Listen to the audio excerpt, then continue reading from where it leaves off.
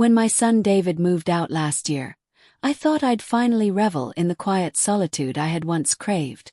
At 40, with the exhausting hustle of my younger years behind me, I expected to enjoy my days filled with calm routines, gardening, evening walks, and the occasional glass of wine.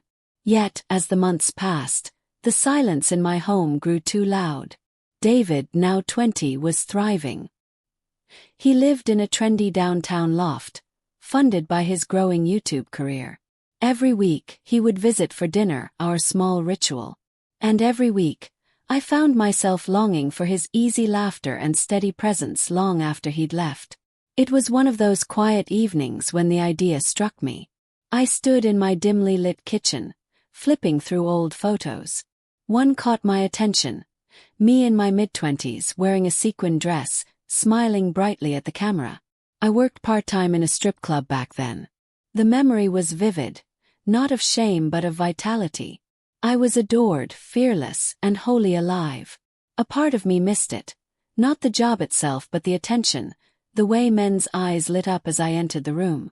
The years since then had passed in a blur of raising David, paying bills, and quieting my dreams.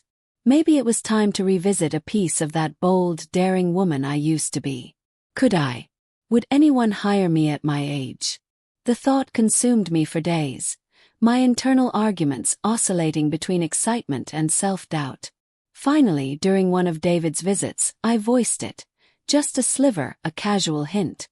"I've been thinking about picking up a side hustle," I said as we cleared the dinner table. David raised an eyebrow, grinning. "What kind of hustle, Mom? Are we talking online tutoring or starting a TikTok?" I laughed, shaking my head. "No, something different. Maybe something I used to do, back in the day." He leaned against the counter, arms crossed, curiosity lighting his face. "What did you used to do?" "Oh, I had a few gigs," I said, brushing him off. "Let's just say they were entertaining." David's laughter filled the kitchen, and for a moment I envied his ease. His ability to embrace life without hesitation. "Whatever it is, I say go for it," he said, sincerity softening his tone. "You're the coolest person I know, Mom. If anyone can pull off something unexpected, it's you." That night, his words lingered as I lay in bed, staring at the ceiling. Maybe, just maybe, I could be bold again, reclaim a piece of my youth. But what would David think if he knew? Would he be embarrassed? Or proud? A few days later, I found myself standing outside a dimly lit building, my heart pounding. The club hadn't changed much. Same sticky floors, same low hum of music. The manager, Tony, a man with kind eyes and a booming laugh, remembered me instantly.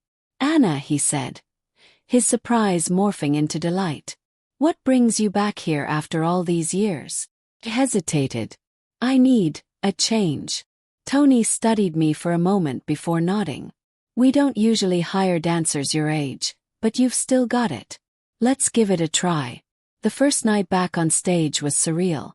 The nerves, the thrill, the spotlight, it all came rushing back.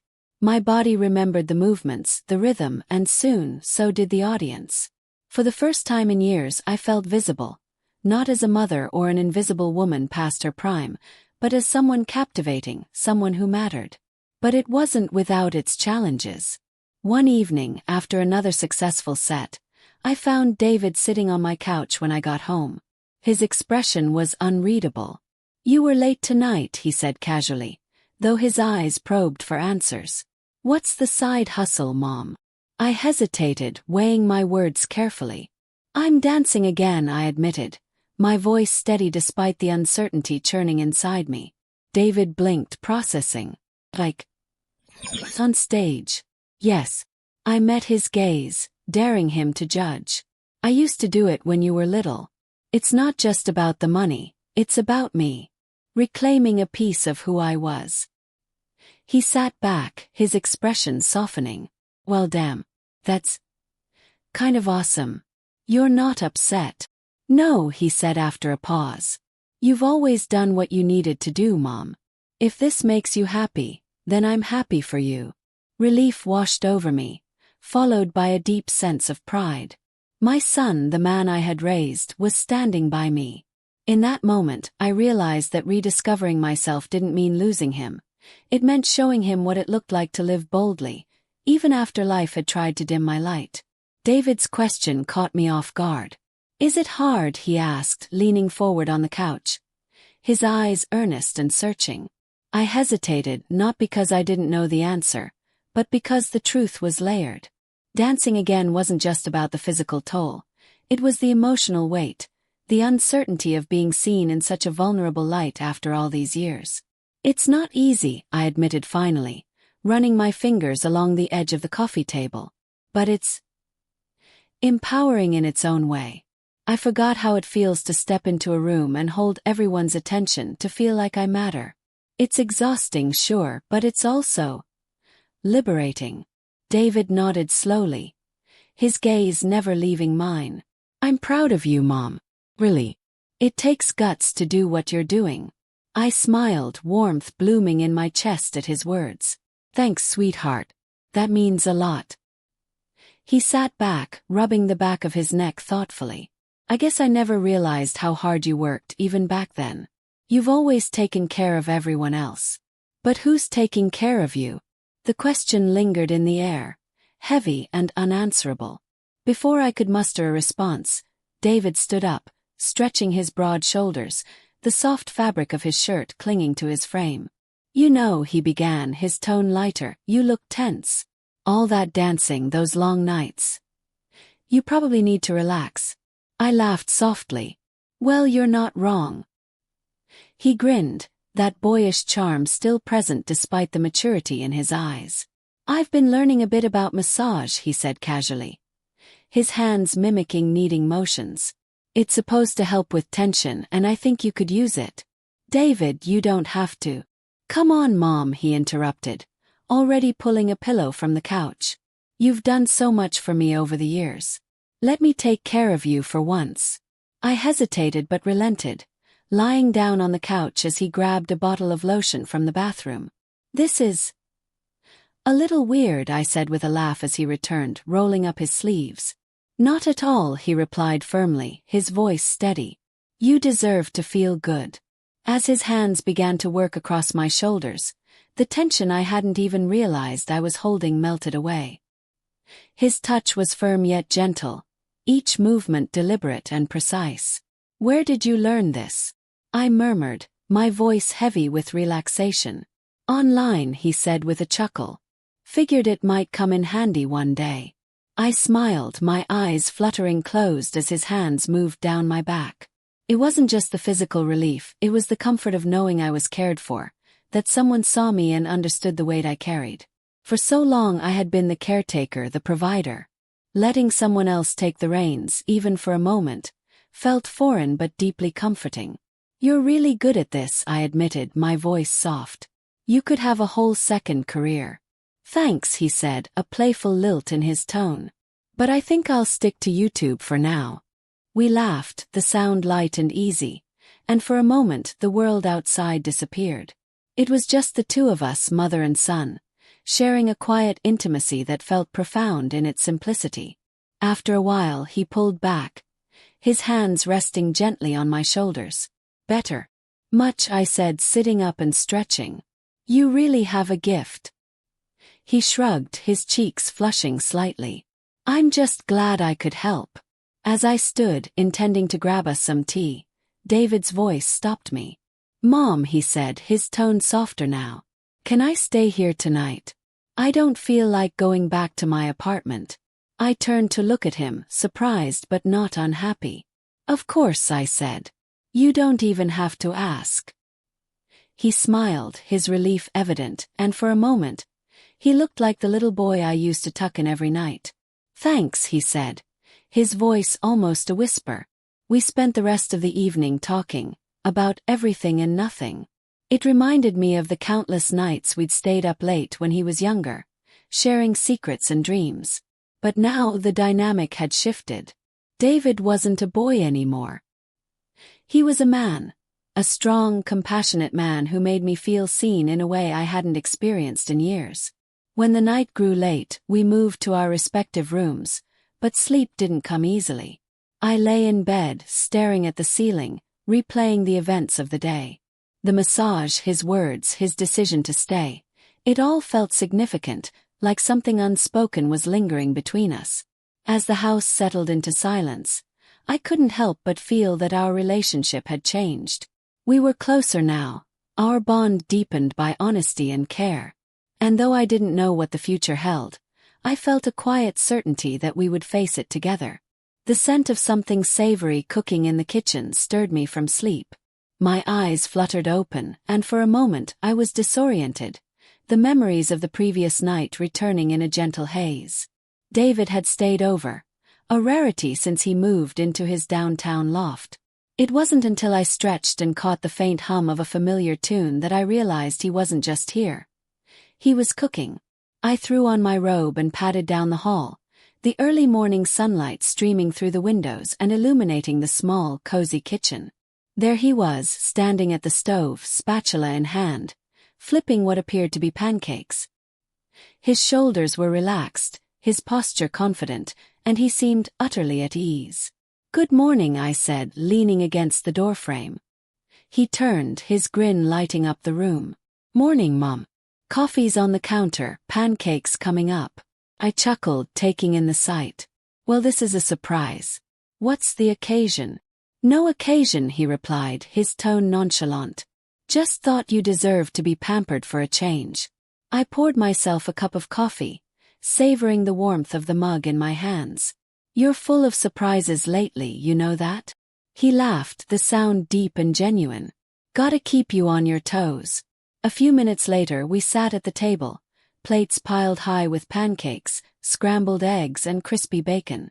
It wasn't fancy, but it was perfect, made with care and intention, and that made all the difference. As we ate, David's eyes met mine, and I noticed the same thoughtful expression he'd worn the night before. He seemed to be considering something, turning it over in his mind before speaking. "Do you have plans for today?" he asked casually, though his gaze was keen, as if my answer mattered more than he let on. "Not really," I admitted. "Why?" He set down his fork, his expression softening.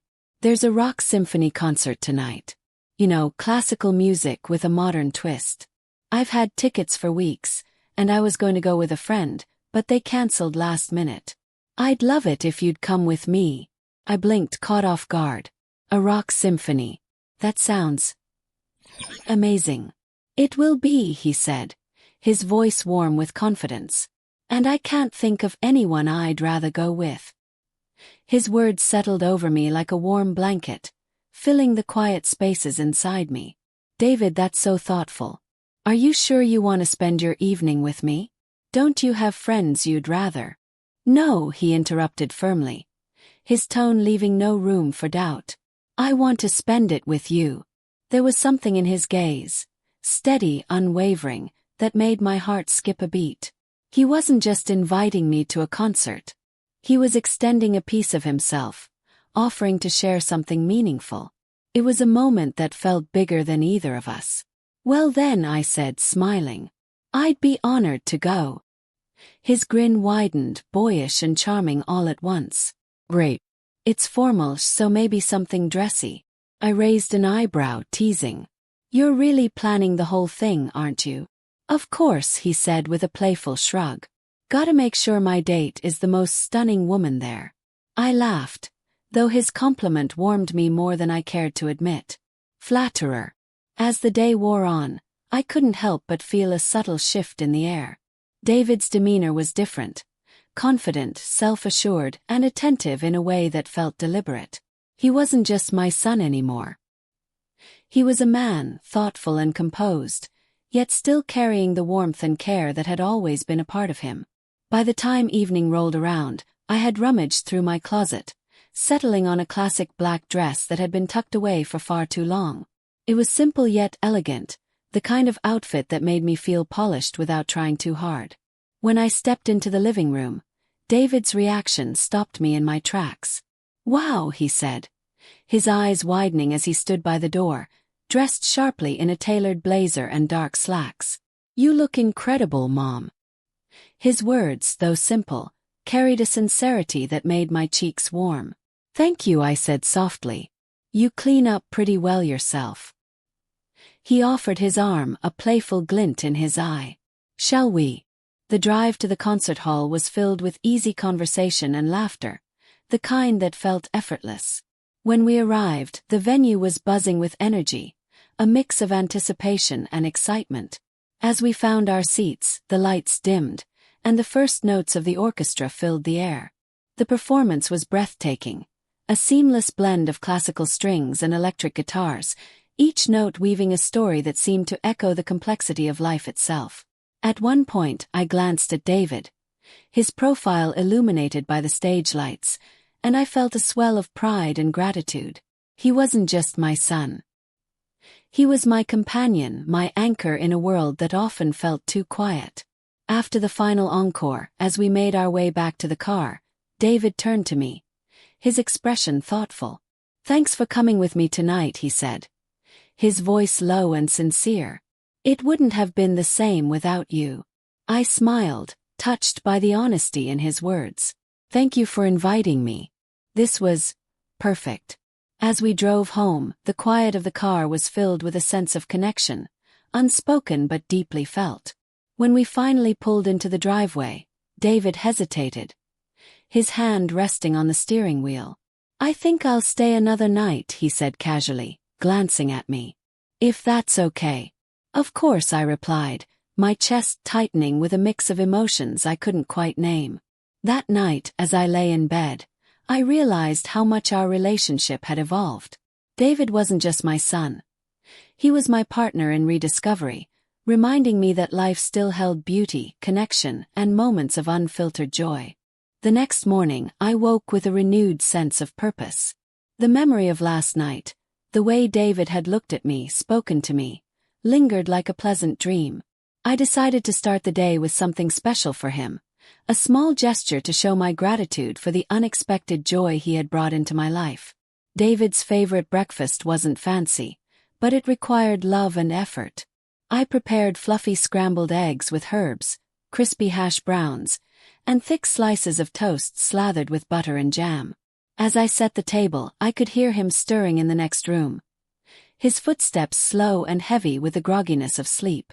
"Good morning," I called as he entered the kitchen, his hair adorably tousled and his expression soft with drowsiness. He paused in the doorway, his eyes lighting up as he took in the spread.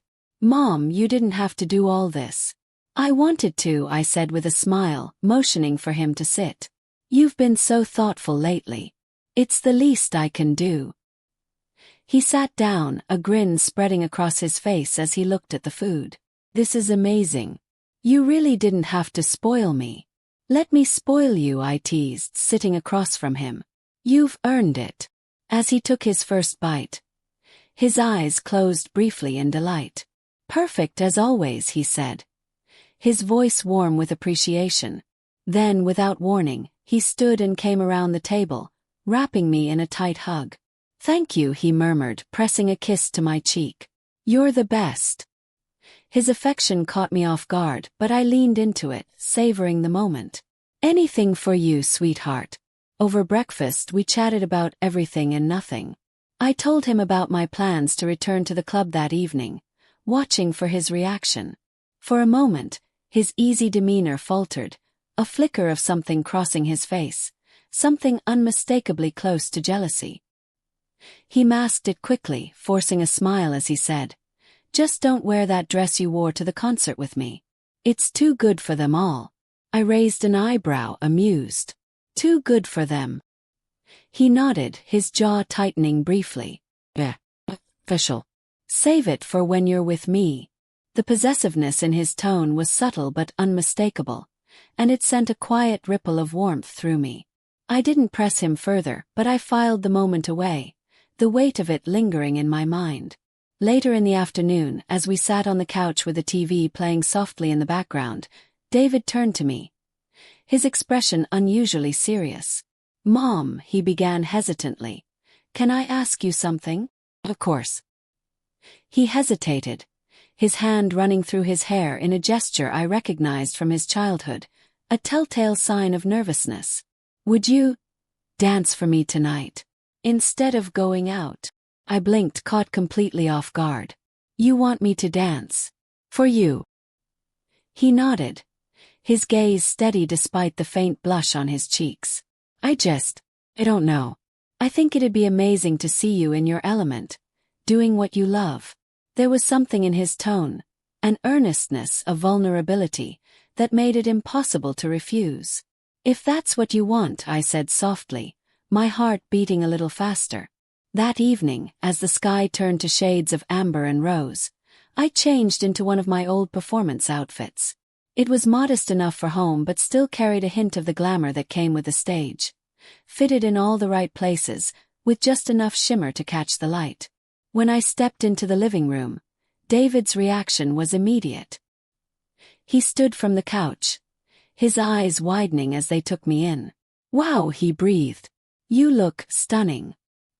His compliment sent a warmth coursing through me, but it was the way he looked at me, like he was seeing something extraordinary, that truly struck me.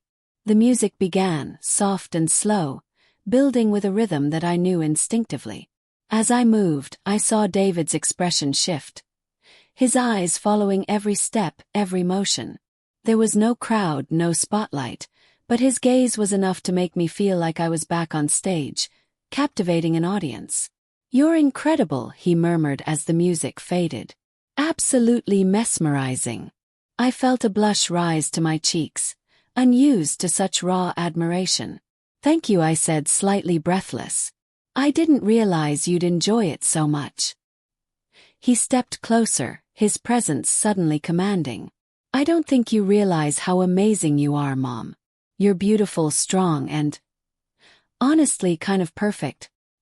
His words caught me off guard, and for a moment we stood there, the room heavy with something unspoken.